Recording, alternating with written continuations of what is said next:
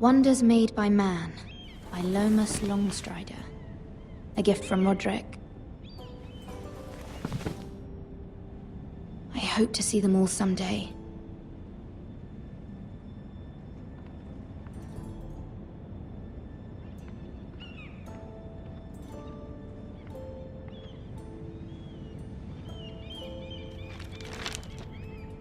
It troubles me to even ask this of you, but you must appeal to Lady Marjorie to intervene on our behalf.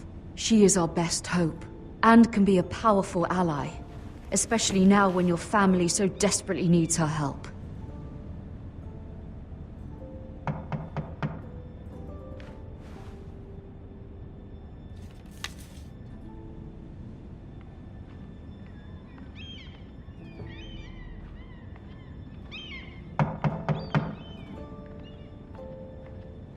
One moment.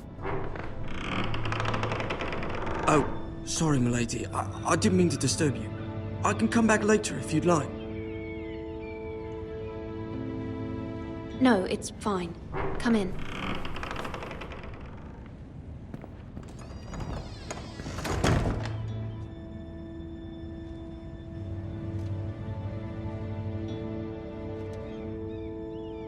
Begging your pardon, milady, but you all right?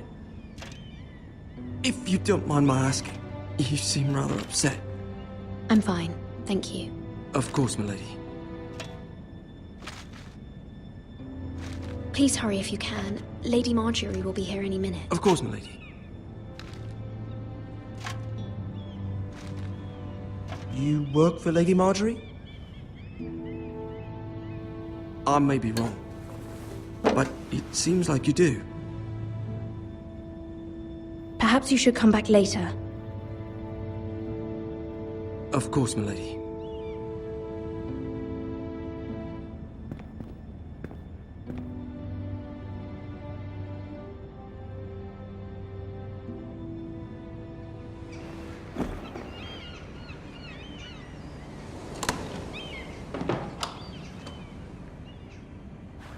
Lady Marjorie, you're early.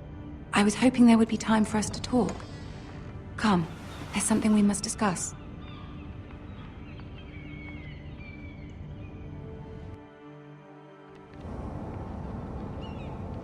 From the day you arrived in Highgarden, I've thought of you more as a friend than as my handmaiden. A dear friend, in fact. Thank you, my lady. And you know how I feel about what's happened to your family. I feel your pain as if it were my own. What you've suffered is beyond imagining. I need your help, my lady. Of course, and I will help you in any way I can. But there's another matter we must attend to first. You must understand there are limits to what I can say, especially here in King's Landing, now that I am to be queen. To have a handmaiden from the north whose family fought for Robb Stark. It raises questions at a time I can least afford. Cersei herself cornered me this morning outside the Royal Sept. She mentioned the northern girl in my service, and she painted you a traitor. She was very pleased with herself.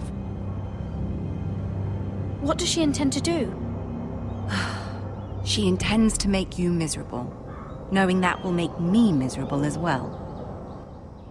She demands an audience. She wants an apology of some sort, for what I don't know, but she's waiting for us now, and I promised I would bring you to her. I wouldn't ask this of you if it were not important. I cannot afford any conflict with Cersei with the wedding so near. I cannot apologize, my lady. I'm not a traitor.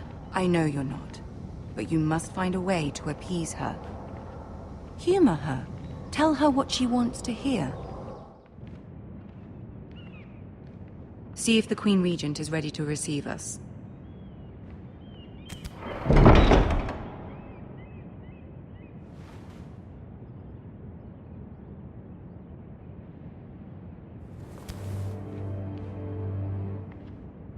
You'll be fine. I know you will. You may feel one thing, but you must say another.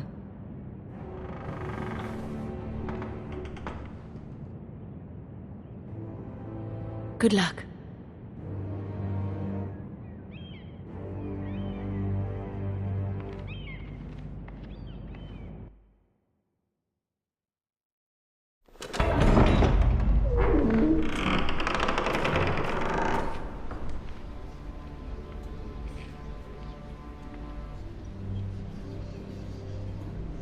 You can do this.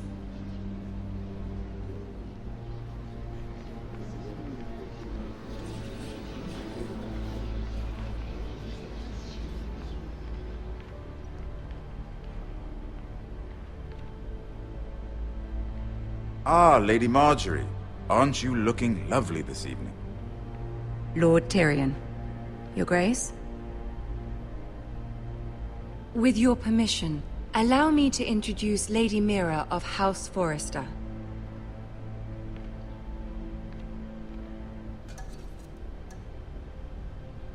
I will speak truly, Your Grace. I should hope so. Speak falsely, and it'll be worse for you. House Forrester is a northern house loyal to the king. Are they? I beg your pardon, Your Grace. I wasn't talking to you. I want to hear from the girl. Is your family loyal to the king? Perhaps you should ask the new Lord Forrester. He's not here, is he? She is. Joffrey is the one true king, Your Grace. And yet... For centuries, the Forresters have been loyal bannermen to House Stark. A house of traitors. Yes, Your Grace. They are traitors. The Starks were your liege lord, yet you name them traitors so easily. I take it this is the kind of loyalty the king can expect from you. If you have any loyalty at all. Is your house willing to swear fealty to your new liege lord, Roose Bolton? He is the Warden of the North, Your Grace. He is.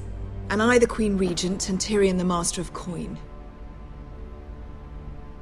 The girl has a remarkable talent for answering questions while in fact saying nothing at all.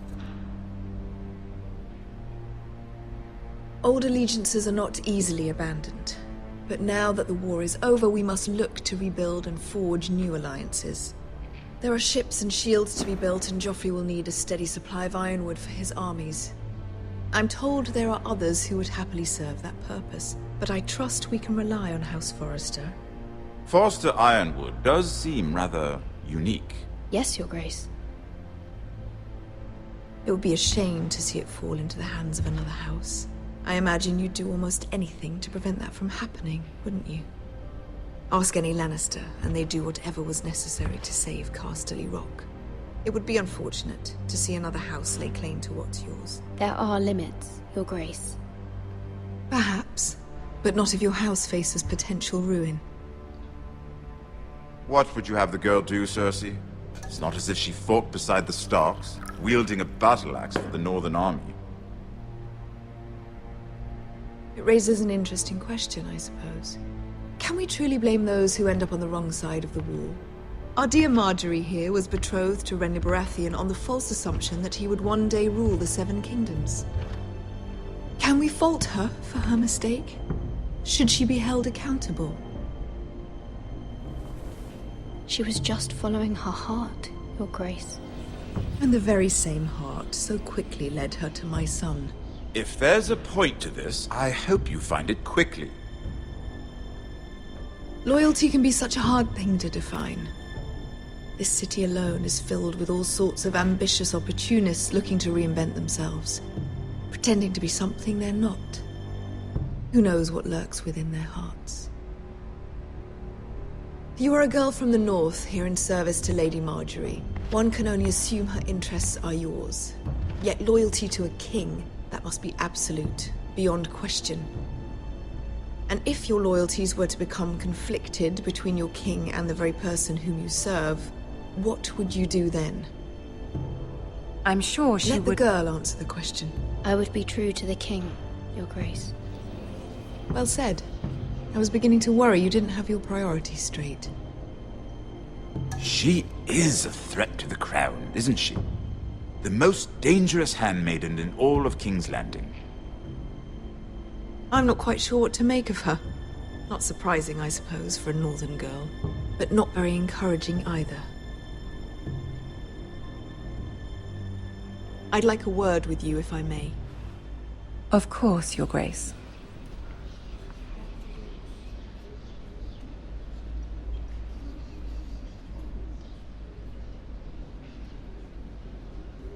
I'll walk you out. This may come as a surprise, but I met your father once, at the tourney at Lannisport. Even then he didn't trust Roose Bolton. We only spoke briefly, but your father struck me as an honorable man. You have my condolences for his loss. These are trying times, my lord. My family fears what might happen now that the Boltons rule the North. They must still answer to the crown. You shouldn't forget that, nor should they. That certainly took courage. To so publicly declare your loyalty to Joffrey for all to hear. Poor Lady Margaery was humiliated, although Cersei seemed quite pleased. It was quite the first impression. I don't particularly like her. Yet you did your best to please. You'll do well here in King's Landing. My sister and I have our differences.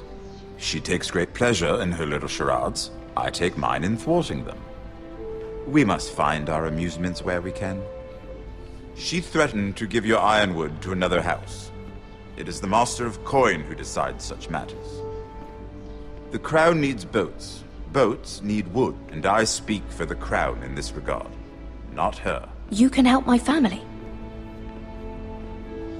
I suppose the crown could be persuaded to secure ironwood from House Forrester. Lady Margaery might not look favorably on such an alliance. And it would infuriate Cersei. Although what would be amusing for me might prove rather dangerous for you and your house. Are you willing to risk that? It may be far too dangerous. It's a risk I'm willing to take, Lord Tyrion. Please. You are a brave girl, aren't you? I'll consider it. Now, if you'll excuse me, I promised Sansa I would join her for dinner tonight. 3 beautiful bottles of Dornish wine await my arrival. Good night, Lord Tyrion. Just be careful. This is not the North. King's Landing can be a nest of vipers to the uninitiated.